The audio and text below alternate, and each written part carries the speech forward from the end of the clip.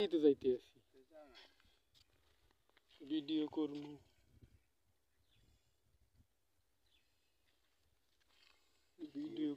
বিষাক্ত তামাক গাছ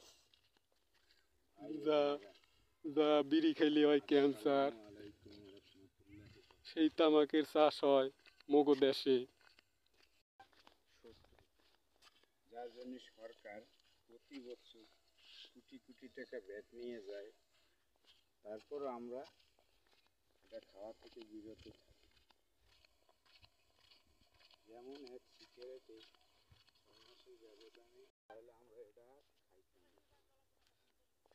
কিন্তু আমরা তা না করে এটারও বেশি খাচ্ছি কত বাড়াবে বাড়াবে এই যে আমরা যদি ছুঁড়ে ফেলাই দিয়া এই টাকা দিয়ে একটা খাবার খাইলে শরীর স্বাস্থ্য ভালো থাকে আমরাও ভালো থাকি দেশও ভালো থাকে তাই আমার কথায় যদি কোনো ভুল ত্রুটি হয়